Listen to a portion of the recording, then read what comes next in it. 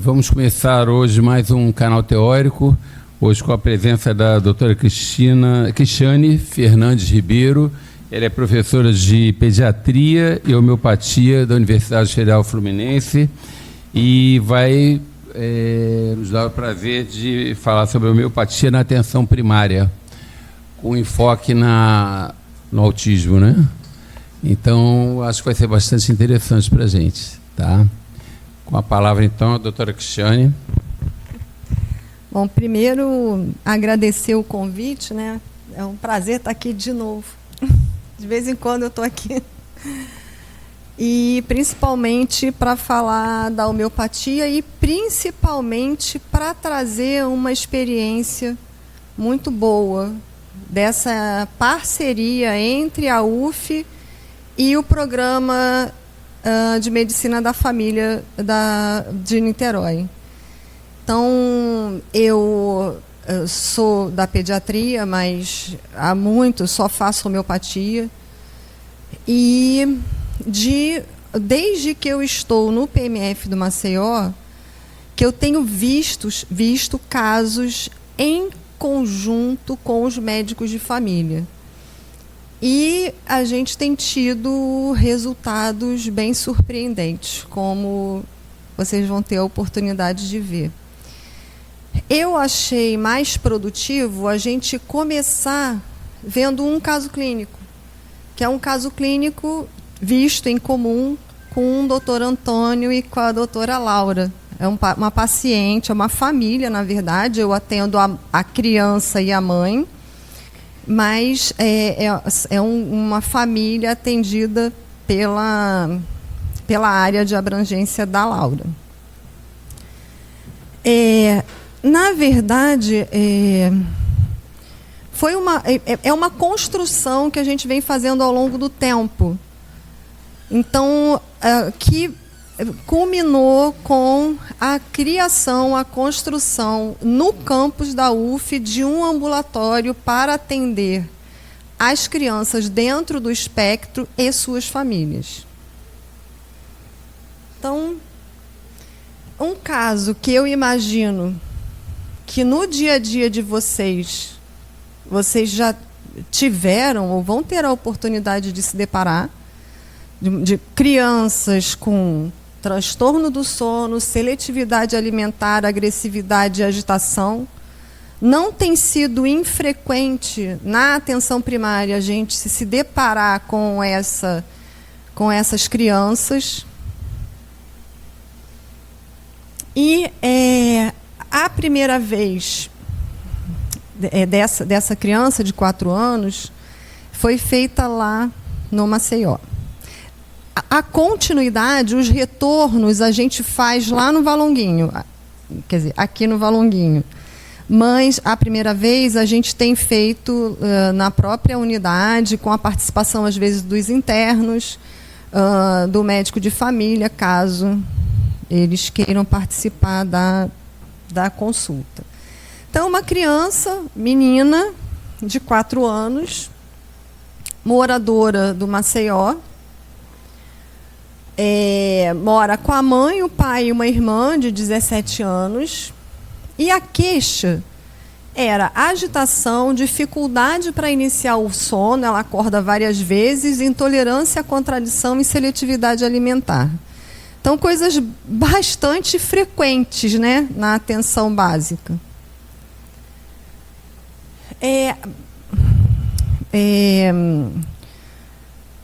Dando continuidade, então, como que era essa agitação, como que era esse sono? Então, a agitação era que ela anda o tempo todo, na sala de aula não conseguia ficar sentada, nem na rodinha, sempre andando, procurando algum objeto para batucar.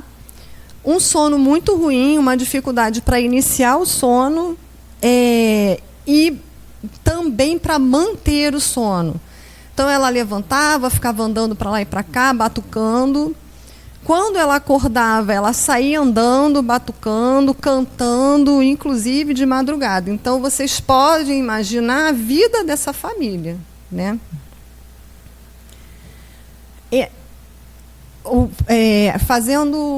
detalhando os outros sintomas. Então, intolerância à contradição, quando ela era contrariada, ela chorava, gritava, se entortava as pernas, batia o pé no chão. E também com seletividade alimentar. Ela, de carne, ela só comia hambúrguer ou drumé de frango bem torrado. Biscoito, suco de uva caju laranja, fruta só laranja e chandelle de chocolate. E ela mamava ao seio até a presente data. Foi uma gestação a termo, um parto normal. Ela nasceu com 3,300, uma altura de 48 centímetros, não teve icterícia, não teve crosta láctea, leite materno exclusivo, sem reações a vacinas. Só que não foi uma gestação desejada. A mãe ficou muito depressiva quando soube que ia ter outro filho. Ela não queria engravidar. Ela descobriu, na verdade, que estava grávida com 7 meses. Não chegou a tomar medicação para depressão. De doenças, essa menina de 4 anos, durante toda a vida dela, ela só teve uma amidalite. Tomou uma única vez antibiótico. Na nossa experiência no ambulatório, isso é relativamente frequente entre os autistas. A gente tem 25 crianças em acompanhamento com retornos regulares. Metade dessas crianças são crianças, tirando que elas estão dentro do espectro autista, elas não têm mais nenhuma outra doença. São crianças bem saudáveis fisicamente. Metade. A outra metade, que costumam ser pacientes mais complexos, tem muitos sintomas gastrointestinais e respiratórios. Mas metade dessas crianças não tem nada. A mãe fala, olha, tirando que é autista, não me dá trabalho. E às vezes... pode falar.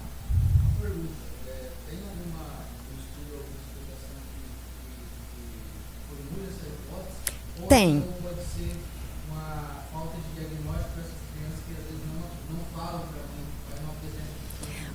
Olha, a sua pergunta foi excelente. Dentro da medicina hegemônica, fica mais difícil a gente entender isso, até porque as crianças do espectro, elas têm muitas questões infecciosas, questões inflamatórias, né? Existe até bastante trabalho sobre isso. O sistema imune é bem complexo, né? Se a gente for para a racionalidade homeopática, fica fácil de explicar isso. Hahnemann já falava isso há 250 anos atrás. A diátese, que no caso todos os autistas, são 4 diáteses, né? Psora, psicose, sifilinismo e tuberculinismo. São as diáteses homeopáticas.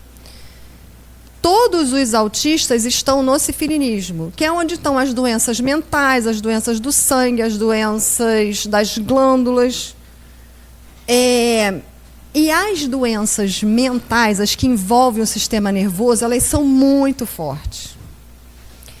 O que acontece com metade dessas crianças? A diátese sifilínica é tão poderosa que ela não permite que as outras diáteses sobressaiam. Só que, se você transporta isso para a racionalidade hegemônica, fica mais difícil da gente entender, visto que essas questões relacionadas ao sistema imune do autista é bem complexa. Mas obrigada pela pergunta, porque na prática clínica a gente percebe isso, a gente vê isso. Com relação aos antecedentes familiares, a mãe tem 43 anos, passou a ter amidalite depois dos 30, e atualmente ela usa nimesulida e diclofenaco para as amidalites. Tem uma fascite plantar, e após os 25 anos ela começou a engordar muito. Não está escrito aqui, mas essa mãe, quando a gente começou a acompanhar, ela tinha uma depressão grave com ideação. Ela tem uma avó esquizofrênica, obesa, alcoólatra, que tinha depressão, câncer de perna, infarto. Faleceu aos 45 anos por conta de um infarto. O avô, ela não sabe dizer nada, não conviveu com ele largou a família cedo. E tem um tio falecido aos 14 anos que foi assassinado. Por parte do pai, o pai tem 47 anos, tem TDAH, lapso de memória, é epilético, tem enxaqueca, sinusite, alteração morfológica do pavimento auricular. Tem uma avó que faleceu de Alzheimer, o avô não conheceu, mas parece que faleceu de câncer de garganta, era alcoólatra. Tios e tias, tem alguns casos na família, entre tios e tias, de câncer de mama e de epilepsia. Com relação à irmã, de 17 anos, tem enxaqueca.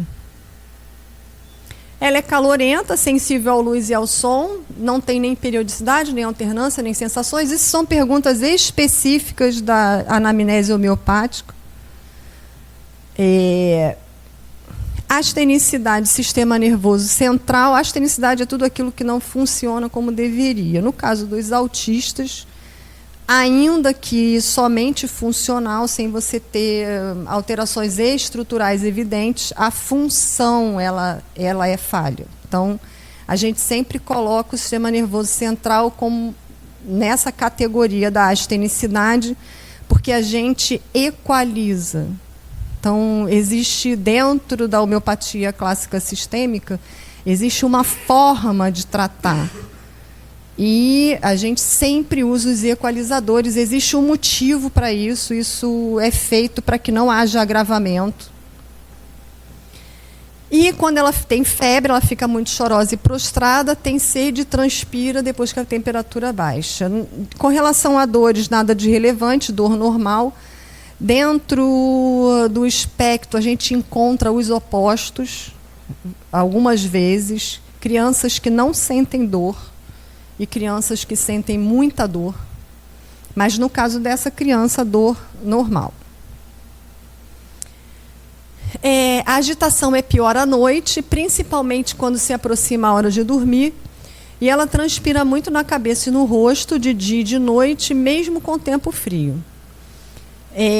Ela evacua uma vez ao dia, fezes consistentes e na fralda, ela não tem constipação. A constipação é um dado importante para a gente. Um paciente, para ser corretamente tratado, não pode estar constipado. Então, a gente faz sempre, é o que a gente chama de equalizar o intestino. Micção normal, várias vezes ao dia, amarelo claro. Com relação a sono, sonhos, ela dorme por volta de 11 horas, mas acorda 2 horas, ou 3 horas, ou 4 horas da manhã, e tem dias que ela tem vários despertares e acorda e não dorme mais. E mesmo para pegar no sono é sempre muito difícil, ela luta muito contra o sono. Dorme agarrada com a mãe no colchonete no chão. Tem muita sede, bebe bastante água. O apetite é bom, mas dentro daquilo que ela come, e ela tem desejos de biscoito. E aversão a todas as frutas e a leite. E não tem nenhuma intolerância. Sintomas psíquicos. Dentro da homeopatia, para a escolha do medicamento sistêmico, a gente valoriza muito os sintomas psíquicos. Para o homeopata, é muito importante saber como aquele indivíduo lida com a vida e como ele reage à vida.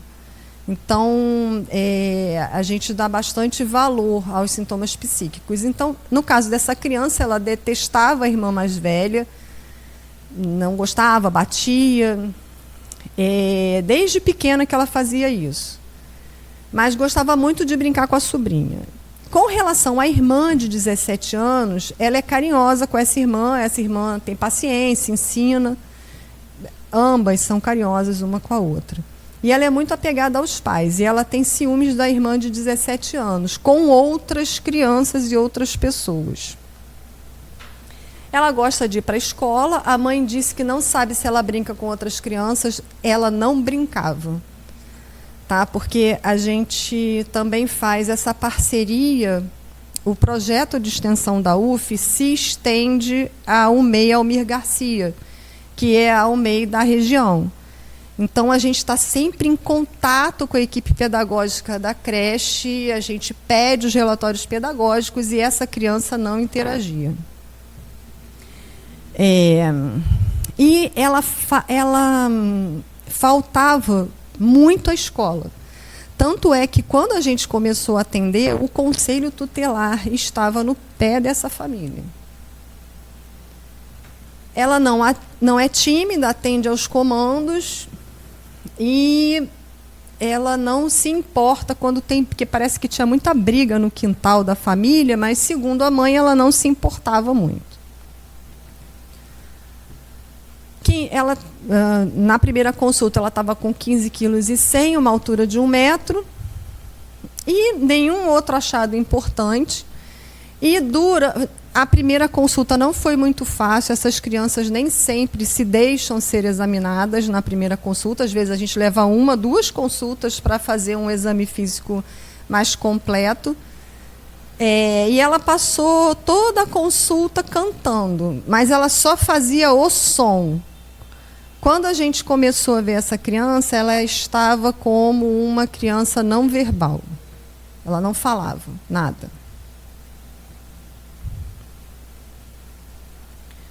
Então, os diagnósticos clínicos: seletividade alimentar, agitação, transtorno do sono e TEA. O biótipo a gente não conseguiu definir, provavelmente uma sulfúrica equilibrada. Temperamento linfático, por conta da idade, né? Até os 7 anos o temperamento é linfático. E as diáteses, a única diátese que a gente conseguiu identificar na criança foi o sifilinismo. As diáteses familiares, pela história: sifilinismo, psicose, psora, lesão orgânica, sistema nervoso, bloqueio nenhum. Então, iniciamos o tratamento do sifilinismo. Só que, na primeira consulta, a gente decidiu não iniciar um medicamento sistêmico. A gente não ficou muito claro como era essa criança. Então, o que a gente fez? Esse aqui é o nosso fluxograma. Então, a gente avalia tudo isso para pensar no medicamento sistêmico. Se há necessidade de algum medicamento circunstancial, se a criança tem um sintoma específico, como uma rinite, ou uma otite, uma amidalite. Se a gente vai tratar por incompatibilidade ou causalidade, existe uma importância nisso. No caso, a diátese única, isso não tem muito sentido. E aí, o que fizemos para ela? Fizemos 2 medicamentos. O zinco metálico, que é um equalizador hepático. Toda criança autista está dentro da diátese sifilínica. Além da questão da lesão orgânica do sistema nervoso,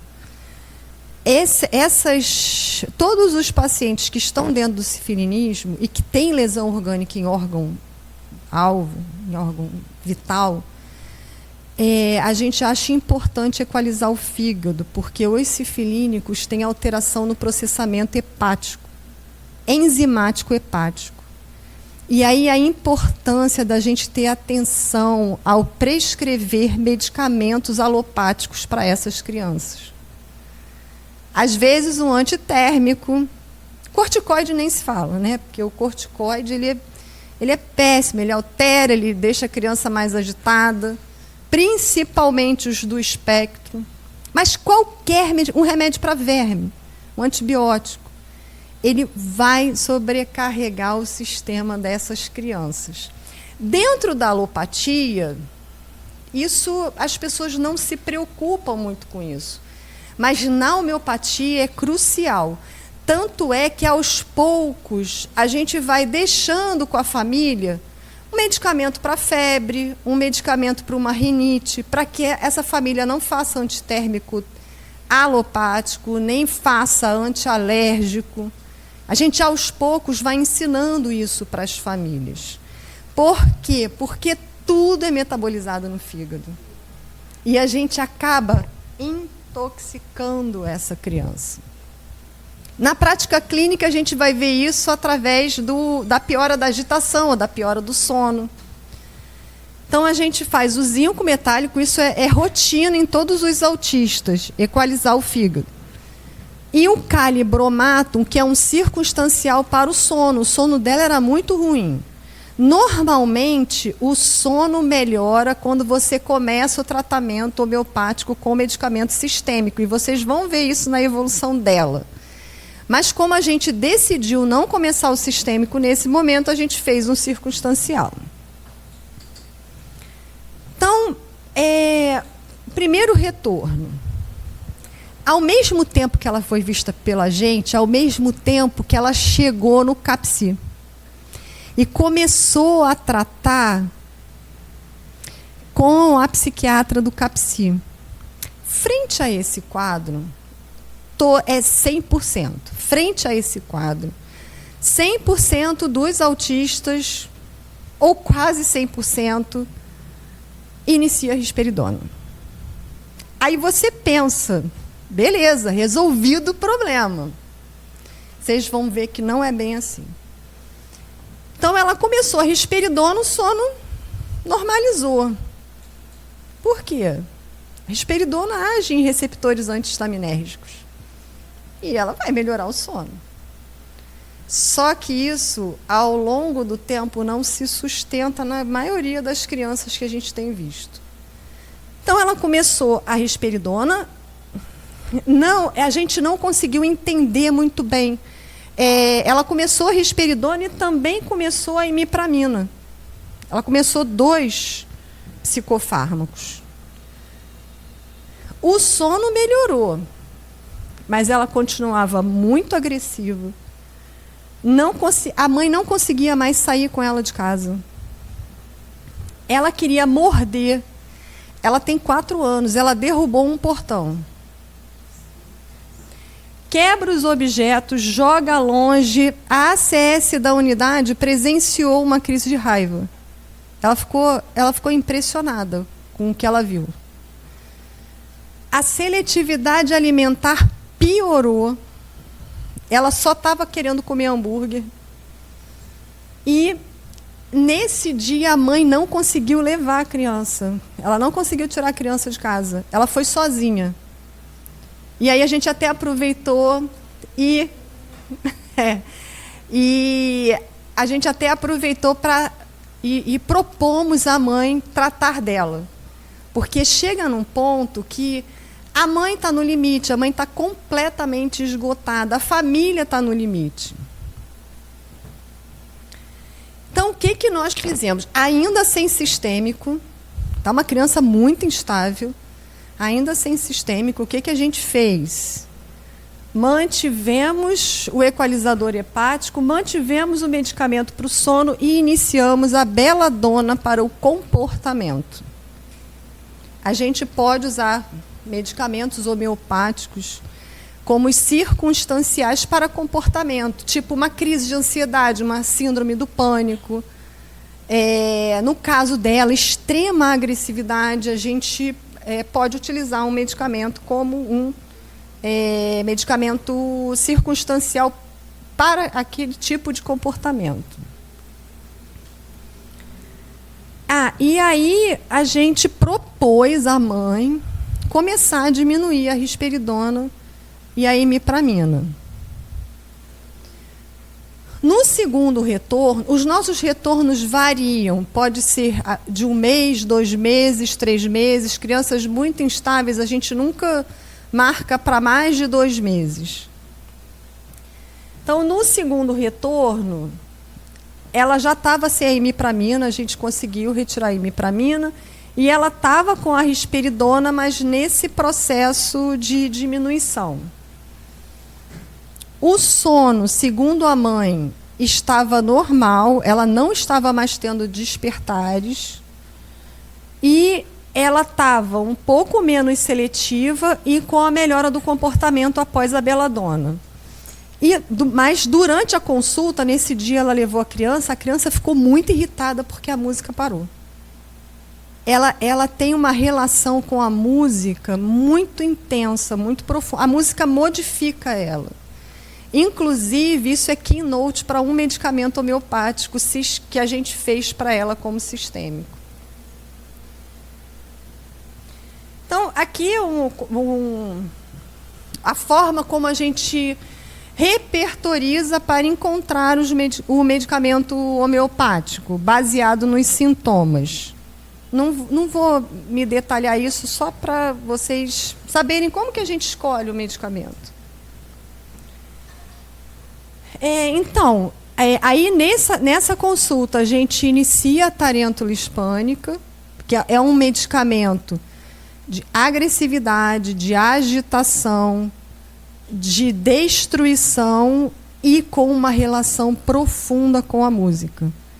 Vem, inclusive, esse medicamento, ele vem da aranha, né, a tarêntula, e da tarantela, né, que eram aquelas pessoas que, ao serem mordidas pela aranha, ficavam dias e dias dançando.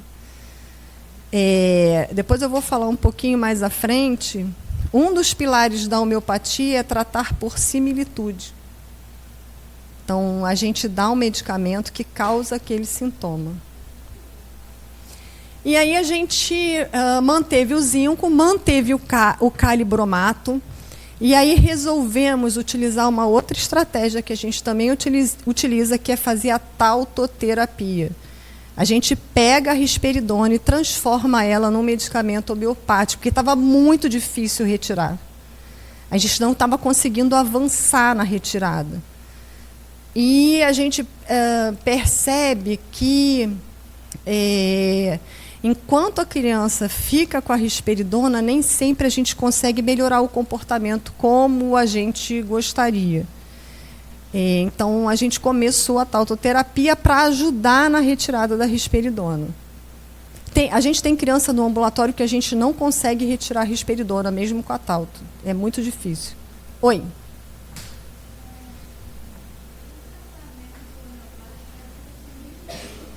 Isso.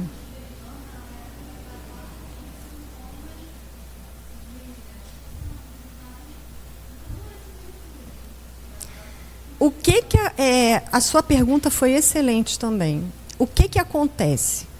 A risperidona é para tratar agitação e agressividade. Porém, a gente vê em muitas crianças ocorrer o contrário. Inicialmente pode levar 1 mês a 1 ano, 2 anos. Passado um determinado tempo, a criança fica mais agitada, ela pode até fazer acatesia. Ela fica mais agitada e mais violenta. A última vez que eu tive aqui, que eu vim falar num evento de homeopatia, eu trouxe um caso de uma adulta que a gente começou a atender no ambulatório. Ela veio porque ela tinha quebrado toda a casa.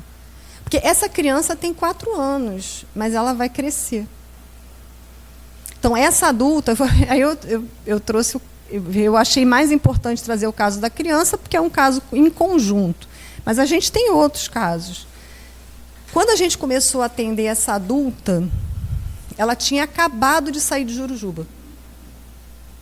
E ela foi para Jurujuba porque ela quebrou todos os vidros da casa e ela jogou um móvel longe, a ponto de luxar o braço. E ela já tinha sido medicada com todos os psicofármacos que vocês podem imaginar. E ainda assim ela continuava agressiva e agitada. Uma outra questão, os autistas eles são hipersensíveis, inclusive a medicamentos. Então, não é incomum a gente ver crianças que, passado um determinado período do uso da risperidona, elas ficarem mais agitadas e mais agressivas. A gente considera isso um efeito colateral, uma resposta ruim, e a gente trata com a risperidona a agressividade e a agitação partindo do princípio que quem causou ou piorou aquela agitação e agressividade foi a própria risperidona. Então, é por isso que a gente utiliza dessa forma.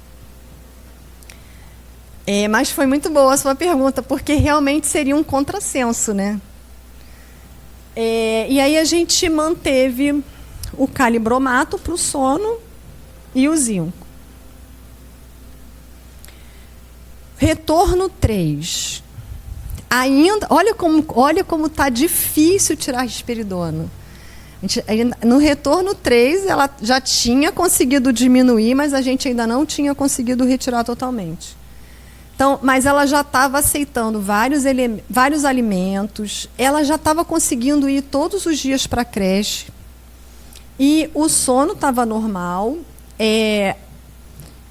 Um dos grandes efeitos ruins na retirada da risperidona é que quando a mãe começava a diminuir a risperidona, o sono piorava um pouco, e aí a gente tinha que voltar. Muitos autistas, cerca de 85% dos autistas não produzem melatonina.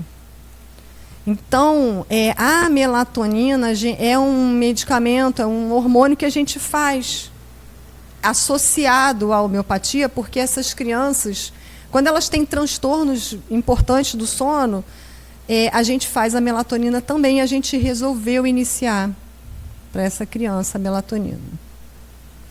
Também com essa ideia de conseguir retirar a risperidona. Então, ainda, né, programado a retirada e mantido a tarêntula, a risperidona dinamizada, o zinco. E nesse momento a gente resolveu suspender o Kali, porque o sono pareceu estar mais estável. Também teve uma outra questão. Essa família tinha muita dificuldade financeira.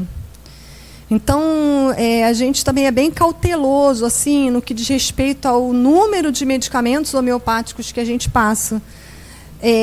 No caso aí, a gente achou que era mais importante ela fazer a Talto do que manter o Kali, né? E, infelizmente, a gente ainda não tem disponível na prefeitura medicamentos homeopáticos para oferecer aos pacientes.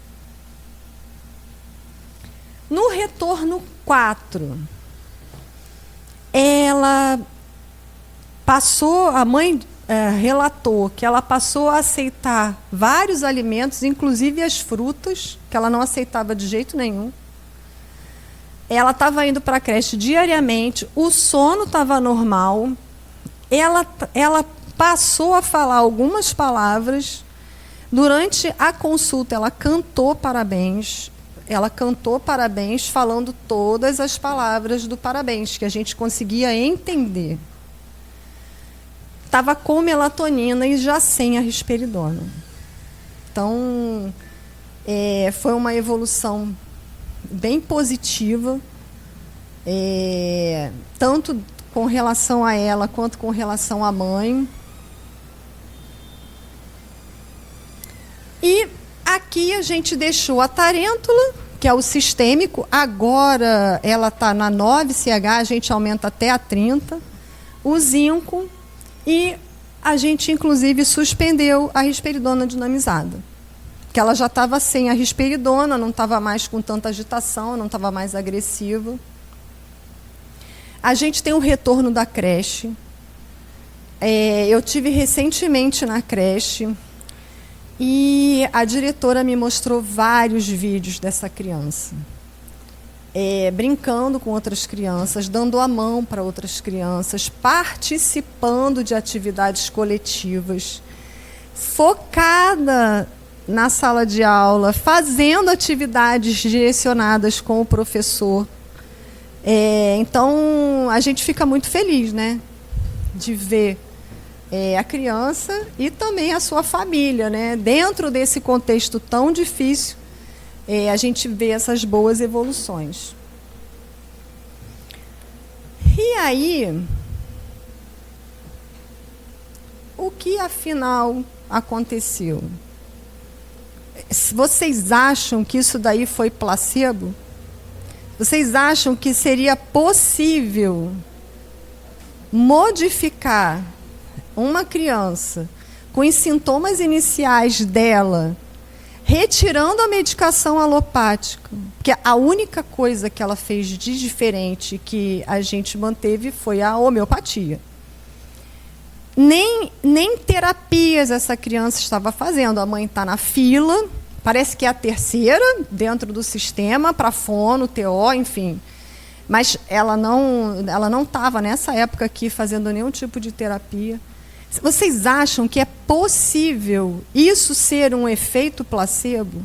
Ou vocês acham que essa criança melhorou por qual motivo? O que houve para a criança passar a comer, deixar de ser agitada, deixar de ser agressiva, dormir, falar?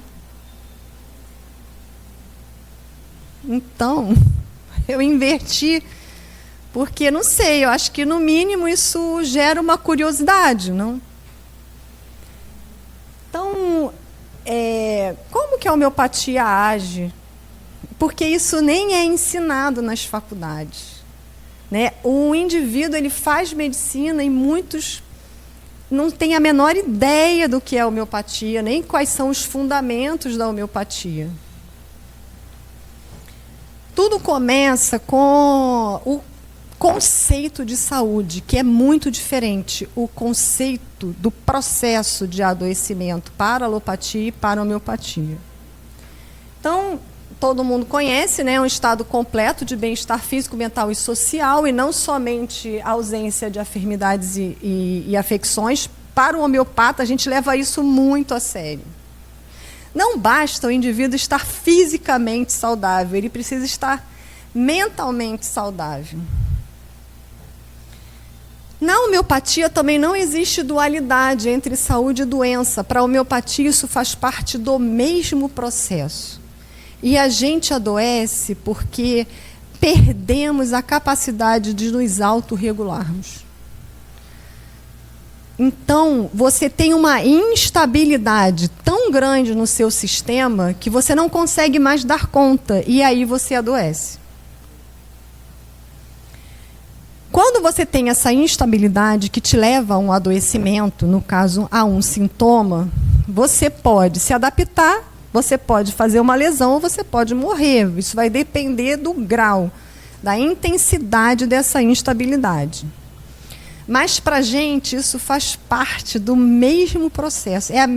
Faz parte do mesmo indivíduo, e para você trazer o indivíduo à saúde, você não precisa agir na doença, e sim no processo que levou ao adoecimento.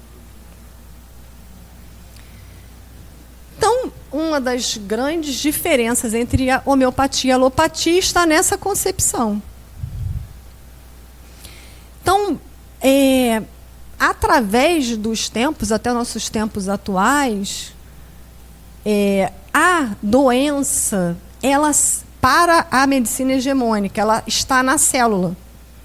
Então, você tem que dar um medicamento para agir num receptor, você tem que ou retirar essa célula, né? Tudo bem, Conceição? Enfim, a doença está na célula. Para a gente, não.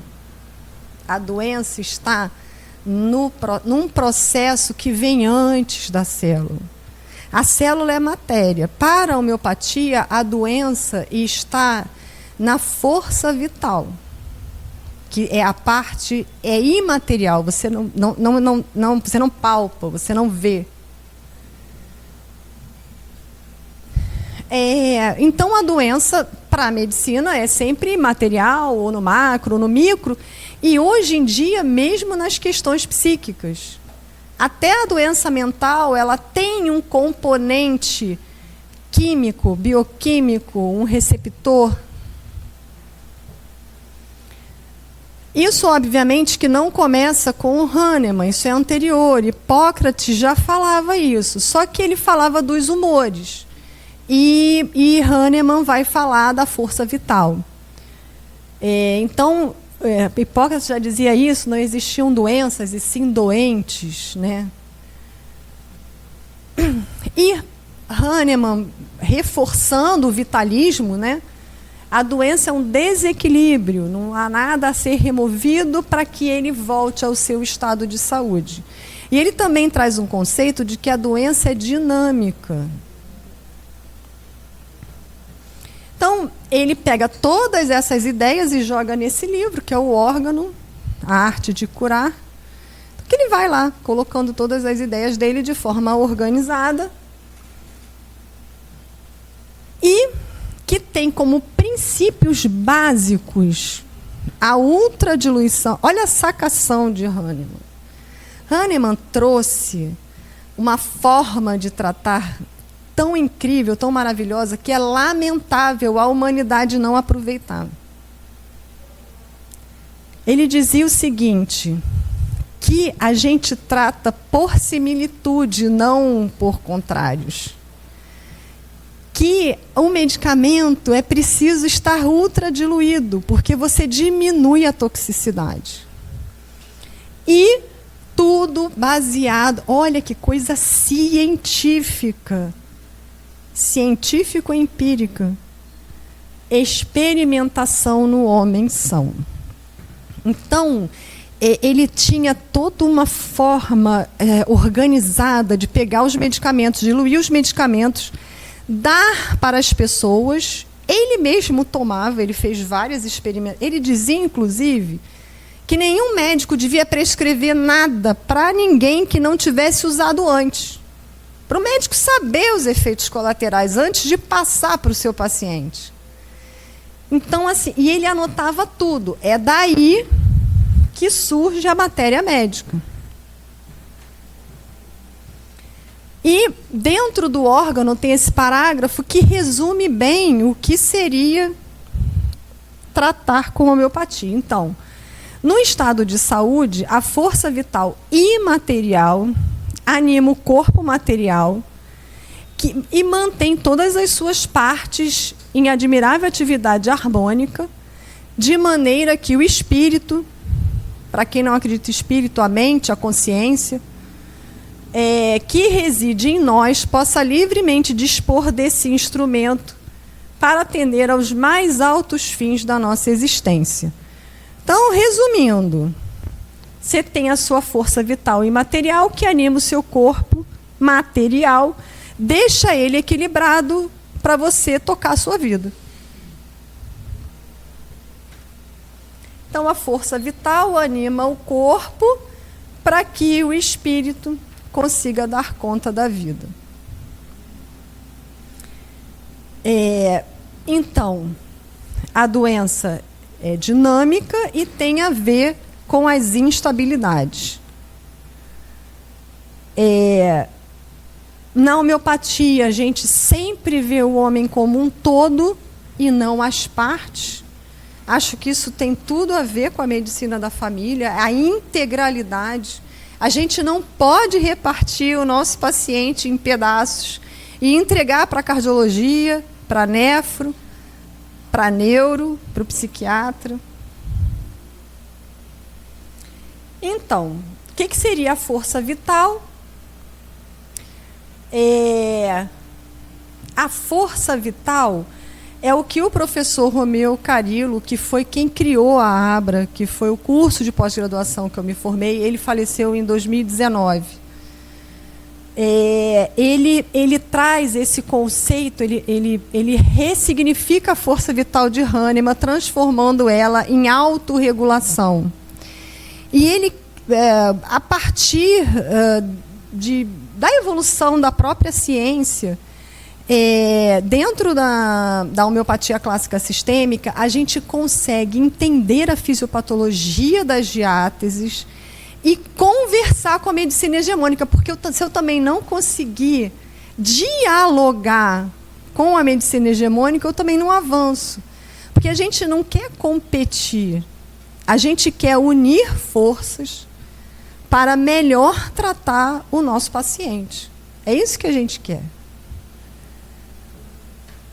Então, o professor Romeu Carilo, para Hahnemann eram 3 elementos. Para Carilo, são 8. autorregulação, processo dissipativo, estrutura, autopoese, cognição, adaptação, padrão de organização e consciência. E tudo trabalha junto. Por exemplo, aquela paciente, ela fez vários programas de ação. Ela dominou sua seletividade alimentar. Ela conseguiu falar. Ela tem atraso de fala? Ela tem atraso de fala, mas ela não falava nenhuma palavra. Ela não foi para fono. Ela não fez fono, ela não faz ainda, ela está aguardando a fono. Então, quantos programas de ação essa criança foi capaz de fazer? Então, a autorregulação, a gente já falou dela, uma coisa importantíssima, é o que mantém nosso equilíbrio.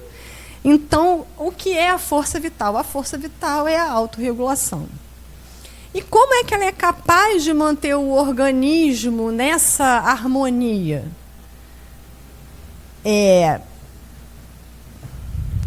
Isso daqui é um esquema bem simples. Você tem os órgãos efetores, que são os órgãos, né? Cérebro, baroreceptores, coração, enfim, qualquer órgão, fígado, coração, intestino, cérebro, que são os órgãos que têm as suas funções. Esses órgãos vão gerar resultados de ação que serão percebidos por receptores que vão aferir essa ação, vão organizar essa ação e criar programas de ação. Isso funciona para qualquer sintoma.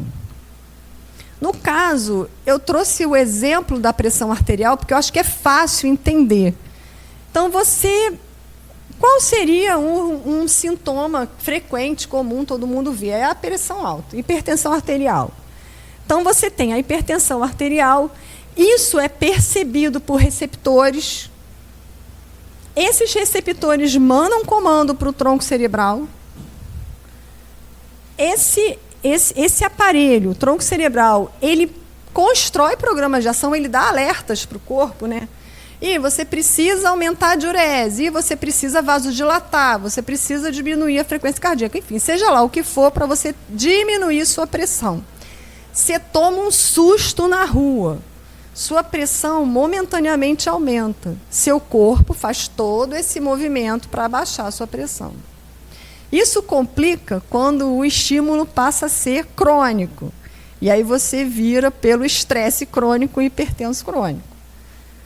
Tá, mas ainda assim, até você ter uma hipertensão que você não consegue mais dar conta, que vira um sintoma, o corpo fez esse movimento da autorregulação. Até que chega um ponto que ele não consegue mais dar conta e você fica hipertenso. Então, você tem os órgãos efetores, as arteríolas, o coração, o rim, e você tem um resultado, que é diminuir a sua pressão, se você não estiver naquela fase do crônico. Então, aqui, um esqueminha. A atenção que a gente deve ter e que a gente tem com as crianças do espectro é a lesão orgânica. Então, muitas das vezes, é por isso que a gente não inicia. Porque quando a gente dá um medicamento sistêmico, como no caso dessa criança foi a Tarento, a gente bota essa autorregulação para funcionar, assim como os outros elementos do sistema. E se você se depara com uma lesão orgânica ou uma deficiência na hora de formar programas, por exemplo, você pode ter falhas cognitivas. Os pacientes com doença mental, eles têm dificuldade de aprender, de apreender, de ter memória, de fazer memória. Então, eles vão repetindo, né, comportamentos, mesmo sabendo que aqueles não são os melhores. Isso é falha, é deficiência na hora de construir o programa de ação. Você também pode ter vias desativadas. Então, tudo isso, na hora da gente avaliar um paciente, a gente precisa levar isso em consideração. Qual é a questão que sempre nos preocupa? A homeopatia age por similitude e age aqui. Ela dá comandos ao seu corpo, é a cura que você mesmo constrói. Então, ela dá comandos aos receptores do resultado da ação, só que como ela trata por similitude, ela vai dar um comando dizendo, olha, a sua pressão está nas alturas, você tem que fazer alguma coisa. E aí o seu corpo se reorganiza para dar conta dessa pressão. Pegando a nossa paciente, muita agitação, muita agressividade, muita agitação, muita agressividade. Eu venho aqui, dou um medicamento que dá um alerta para esse corpo, aumentando a agitação e a agressividade. E eu faço com que esse corpo se reorganize, se reestruture para dar conta dessa agitação e agressividade. Quando eu faço o medicamento alopático, e aí fica fácil entender por que a risperidona é igual à liquidação, por tempo limitado. Porque ela age aqui, ó. E não é só a risperidona. Medicamento para dormir. Ansiolíticos. Estão todos agindo aqui. E aí é tudo por tempo limitado. Porque eu estou parando o sintoma na marra. Eu estou causando sono na marra. Eu estou parando a agitação na marra. Eu estou parando a agressividade na marra. Com isso, eu paraliso a minha autorregulação. Então, o que acontece? Às vezes eu paro e me pergunto, será que só eu estou vendo isso? Nossa, será que só as crianças que chegam lá para a gente começam a fazer um psicofármaco, melhoram temporariamente e depois vão ficando mais agitadas e agressivas? E não sei, nos outros ambulatórios, nos outros locais isso não acontece? Se a gente for pensar homeopaticamente, e se a gente for entender a autorregulação, não fica difícil entender isso. Na própria hipertensão, quantos hipertensos não precisam ajustar sua dose, associar outros medicamentos, utilizar medicamentos mais modernos e eficazes? E está tudo relacionado com a autorregulação. Então, você tem falha, você trata os sintomas e tudo está relacionado à falha da autorregulação. Então, mais uma vez aqui, né, mostrando aonde age um medicamento, onde age o outro. Reforçando os elementos que para Hahnemann era o corpo material, para a gente é a estrutura, a autorregulação, que seria a força vital. E aí, como é que o medicamento homeopático age?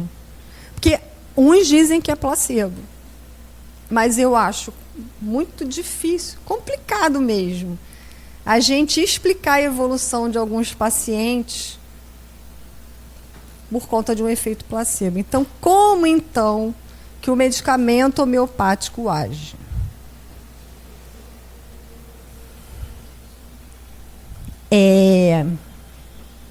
Ele não modifica a estrutura físico-química, mas ele modifica a estrutura elétrica. Essa parte imaterial, ela é elétrica. Então, você muda a posição do elétron. Antes, na época de Hahnemann, isso tudo era intuitivo, não se sabia nada disso, não se tinha noção da física quântica. Então, a ciência evoluiu, a física evoluiu, existem alguns pesquisadores no mundo só voltados para essa questão da modificação elétrica que o medicamento homeopático causa. E é bem interessante, historicamente, vocês sabem como que Hahnemann descobriu isso? A importância de succionar o medicamento, que o medicamento homeopático ele é diluído e ele é succionado, batido, 100 vezes, 200 vezes, 300 vezes, 500 vezes. Só que isso na época de Hahnemann ele é que fazia. Hoje em dia é uma máquina que faz. Esse movimento é para passar aquela energia elétrica do medicamento para a água. E é essa água que vai... Quando o indivíduo toma o medicamento homeopático, é essa água modificada eletricamente que vai agir nos receptores eletromagnéticos, seja lá aonde for e para que você está tratando. Então, e isso tudo é captável através de receptores eletromagnéticos. Como que ele descobriu isso? Ele tratava pessoas perto da casa dele e pessoas longe, que ele ia de carroça. E ele percebe que os pacientes que ele tratava longe melhoravam mais rapidamente do que ele tratava perto. E, a partir dessa observação, ele passa a succionar todos os medicamentos que ele produzia. Bom, então, no que diz respeito à homeopatia, era isso que eu tinha para trazer. Óbvio que o assunto é muito mais extenso. As experiências que a gente tem tido no ambulatório escola, elas realmente são impressionantes. Muito feliz de fazer essa parceria com o PMF do Maceió. E aqui, nosso ambulatório específico para o TEA começou em fevereiro de 2024 e se expandiu em novembro. E funciona toda terça-feira, o dia inteiro, e sexta-feira de manhã. Isso daqui foi um pequeno resumo que eu fiz dos pacientes, muito voltado para o sono. Então, nós tínhamos 36 pacientes com transtorno do sono e 6 não, para vocês verem como que é prevalente o transtorno do sono no espectro. Após a introdução da homeopatia, eu estou focando só no sono, tá? Somente no sono. 9 pacientes melhoraram só com homeopatia. Crianças que não dormiam, crianças que acordavam a noite toda. 3, a gente precisou associar a melatonina. Agora, do outro lado, 8 pacientes a gente não consegue melhorar. Não consegue.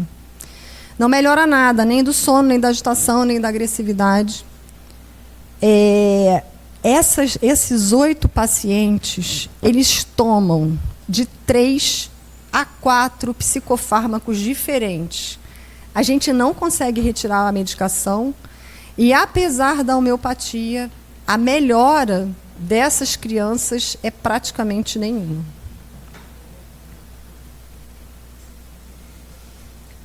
Então, para finalizar, Hahnemann, no parágrafo 30, ele fala uma coisa que, para mim, é muito reflexiva. O organismo demonstra aptidão de ser mais afetado no estado de saúde por substâncias medicamentosas do que por influências patológicas naturais. Porque as naturais, elas seriam curadas com os medicamentos apropriados.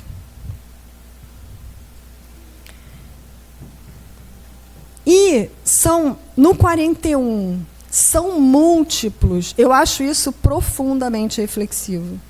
São múltiplos os receituários alopáticos que criam no paciente doenças graves. Esses 8 pacientes que eu falei do nosso ambulatório, eles estão exatamente nesse parágrafo. Pode-se dizer que medicamentos alopáticos inadequados ou exagerados, né?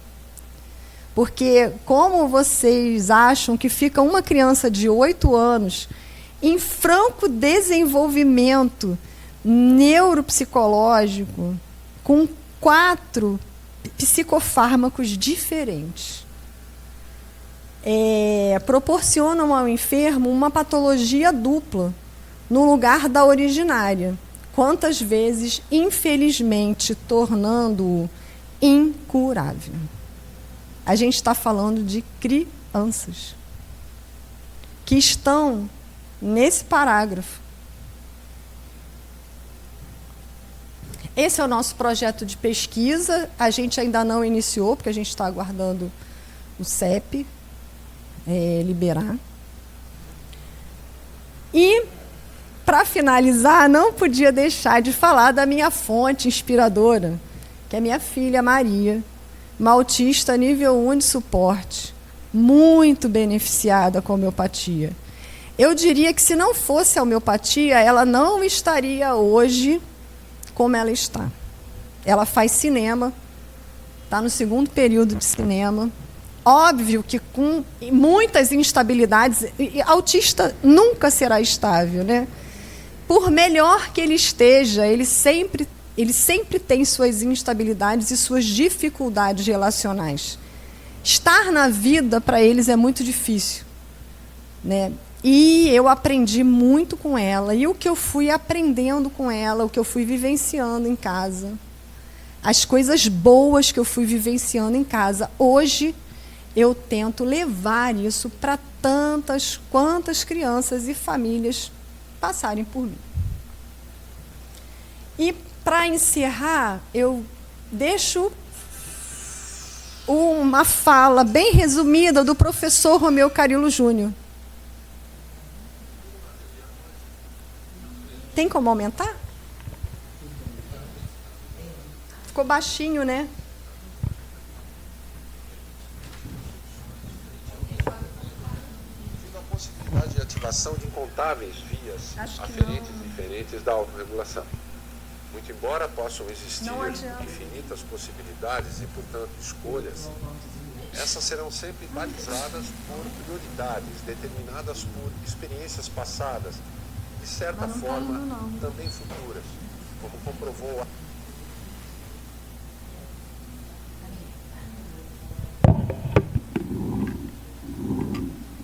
Eu acho que está quase no máximo. Está muito baixinho, né? Talvez determine.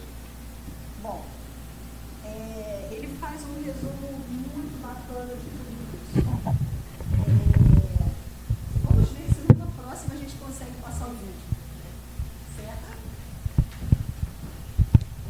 Vamos ver se numa próxima a gente consegue passar o vídeo. Ele faz um resumo bem bacana sobre tudo isso que foi falado aqui. Tá? Muito obrigado pela oportunidade, muito obrigado pela presença de todos, e eu espero que tenha contribuído para a vida de vocês. E eu estou à disposição para trocar ideias, para discutir casos. Acho que a gente, de repente, pode, assim como eu faço no Maceió, meu lugar querido. Enfim, eu abro também se alguém tiver algum caso interessante, quiser discutir. Tá bom? Uma boa semana para todos.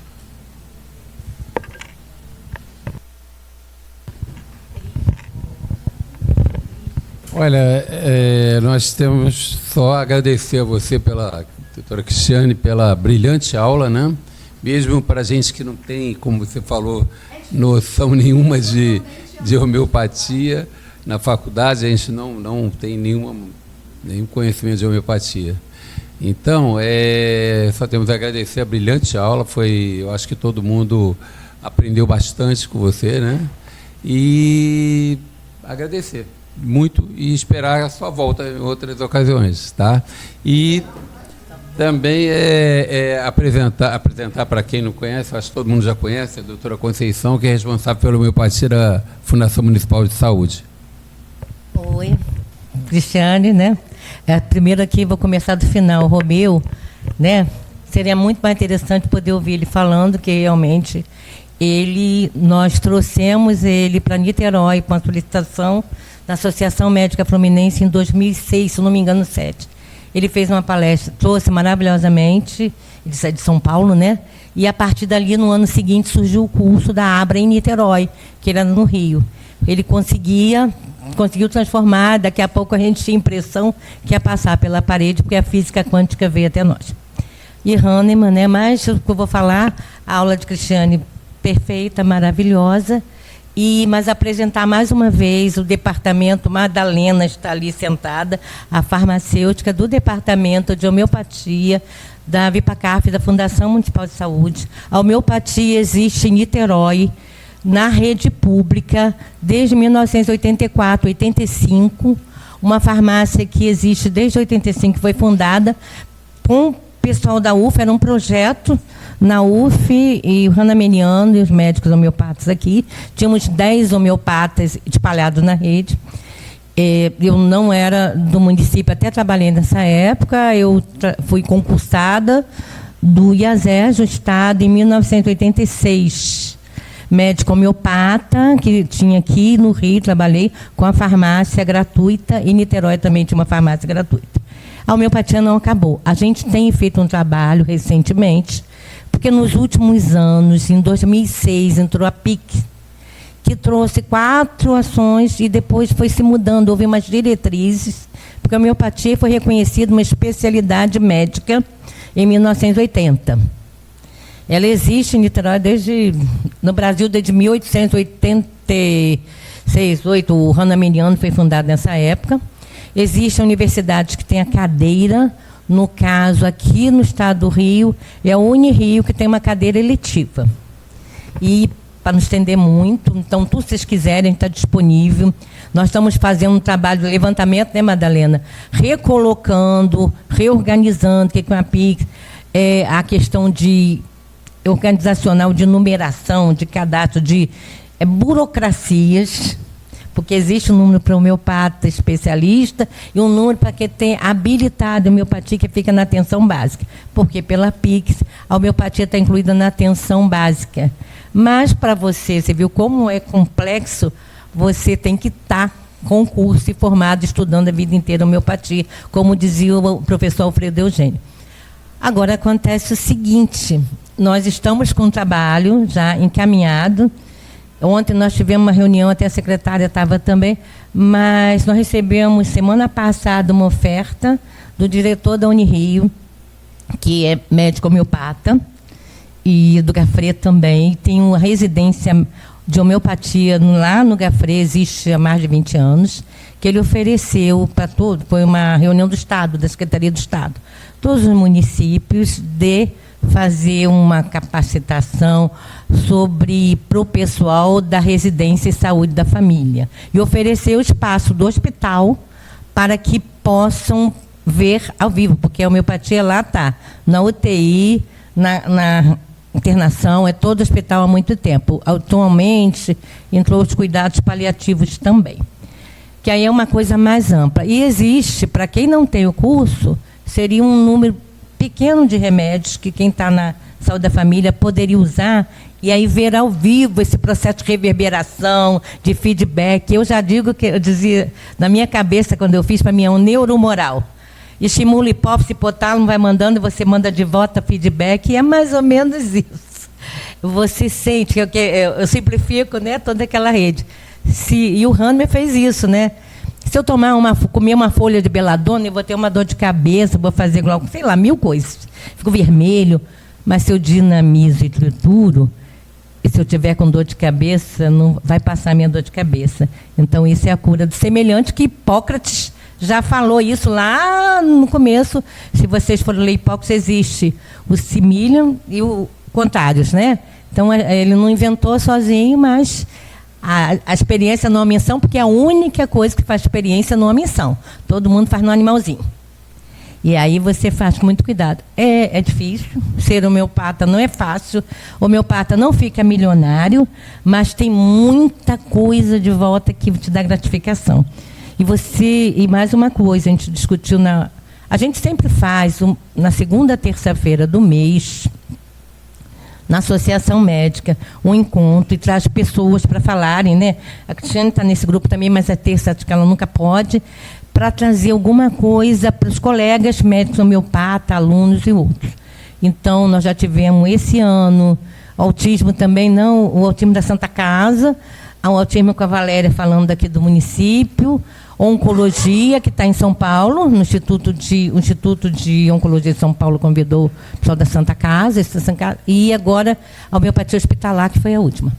E ontem nós tivemos o panorama da homeopatia na saúde pública, na rede pública de Niterói, que foi um trabalho de pesquisa da Faculdade de Farmácia que da UF. Só para lembrar, então, existe. Provavelmente daqui a um tempo, espero que não muito, não demore, a gente possa fazer esse encontro para vocês, depois dessa aula, assistirem a questão do autismo, que é uma coisa, mas também para todas as situações, vocês terem à mão a possibilidade de prescrever, porque existe uma coisa chamada prescritor, através de um formulário homeopático que foi lançado há alguns anos, a última edição está agora. Qualquer médico, tá? Mesmo se você ler e vai ver no medicamento, não a complexidade total, fundamental e tudo mais, mas você vai ver que se você começar a ter vômito, diarreia e tomar uma dose de quina, você provavelmente vai reequilibrar muito rápido. Tá? E é isso que eu ia dizer, mas estão esperando. Então, tem na rede, mas precisamos. Sabe o que foi Sabe o que aconteceu, Cristiane? Porque, por exemplo, a gente não está ainda afinado de poder encaminhar os pacientes para você, etc. E Cristiane conhece a rede pra caramba. Né? Sempre esteve com a gente. Já foi e continuou com os alunos e tudo mais. E continua. Quer dizer, o que foi o resultado desse trabalho de pesquisa? Uma falta, né? A Madalena podia falar melhor sobre isso, né? O trabalho da Bianca. Uma falta de informações corretas, de comunicação, né? E, tipo assim, você é da rede há quantos anos? Você sabe onde tem homeopatia? Sabe o que é homeopatia? Não. Né? Você também. Aonde eu posso usar homeopatia? Na ginecologia. Eu, como sou neonatologista, eu uso, né, do pré, não sei o quê. Tarará. Então, são 1000 situações que a gente tem isso à mão há muitos anos e não houve sim porquê. Sabe por quê? Porque a gente sabe, a gente é médico, né? Pô, aquilo ali parece que tem que acreditar que é religião, né? Não. É uma ciência. Mas ficou tão colhido que às vezes a gente fala assim, não, eu sou homeopata, baixinho. Mas, na verdade, hoje em dia, a gente fala alto, eu sou homeopata. E aí, ontem eu vi assim, mas a fulana, até já, ela vai trabalhar não sei onde como generalista, mas ela é homeopata, ela vai receitar remédio. Bom, ela é médica, antes de tudo. E não tem como um médico não... Pelo contrário. E eu já ouvi uma vez uma filha de uma colega dando uma bronca na mãe depois. Eu atendi a criança e ela falou assim, poxa, mãe, a tia Conceição, ela trabalha muito mais que você. Por causa da anamnese homeopática, de todo o procedimento, a consulta de homeopatia não é só a anamnese como deveria ter todos, não é só chegar, a dor de cabeça. Não é como ultimamente a gente tem visto o atendimento ambulatorial como fosse um atendimento de emergência. Chegou vomitando, bota a injeção disso, acabou. Não. Eu tenho que saber, como ela falou, né, tudo da pessoa. Conhecer seu aspecto, o que sente, o que não sente, o que já teve, o que toma, o que não toma, como é, aonde mora, as tuas necessidades, teu tipo de vida e como você reage a situações e a medicamentos. Etc, etc, etc.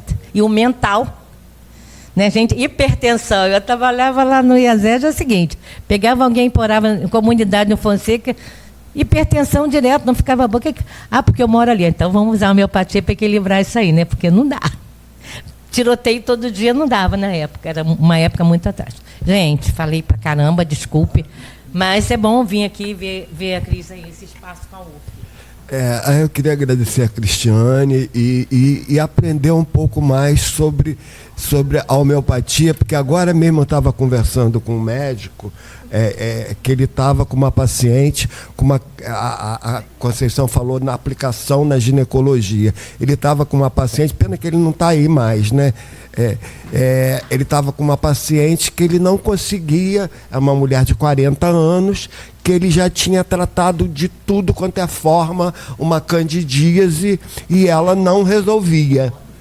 E aí eu fazia assim, já que a alopatia está falhando nisso, a homeopatia funciona muito bem para isso.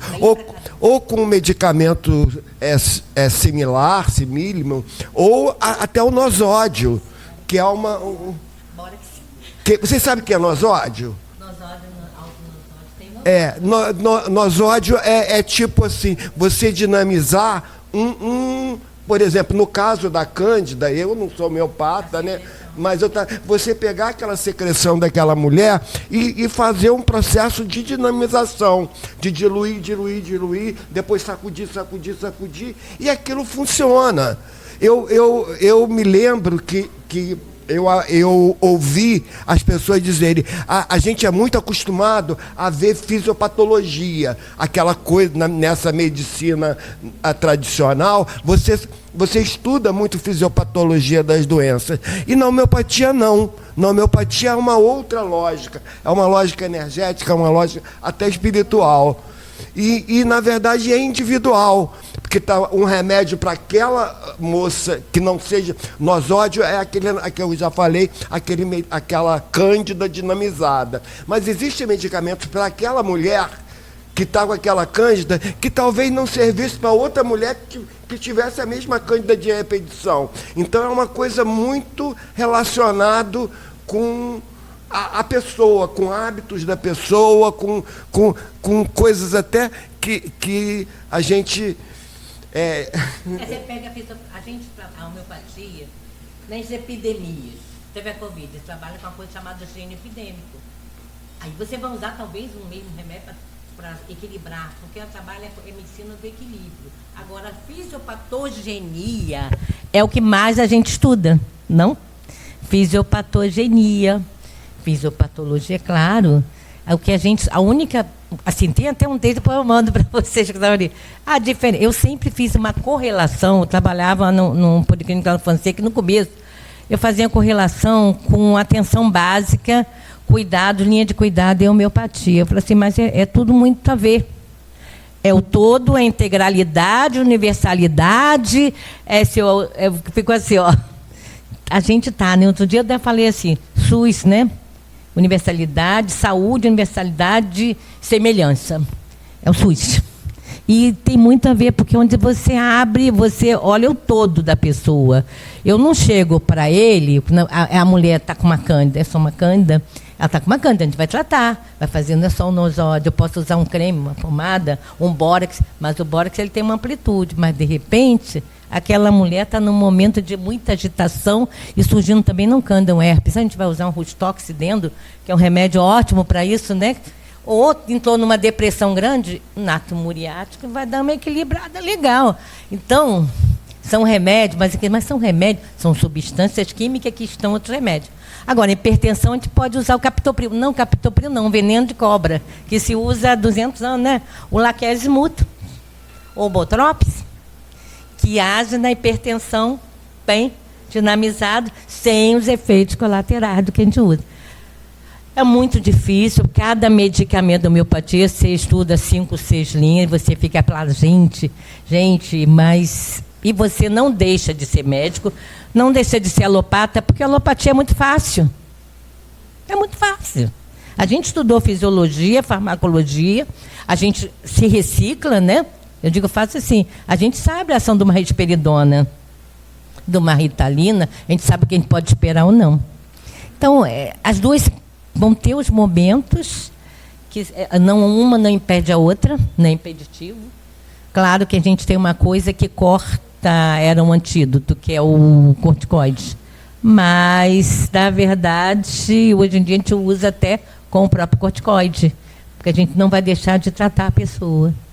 Mas fisiopatologia, fisiopatogenia, e como diz o Francisco, eu já ouvi desde o começo do curso, o homeopata é aquele que vai usar um remédio depois que nada funcionou, aí vão tentar a homeopatia, mas é isso mesmo.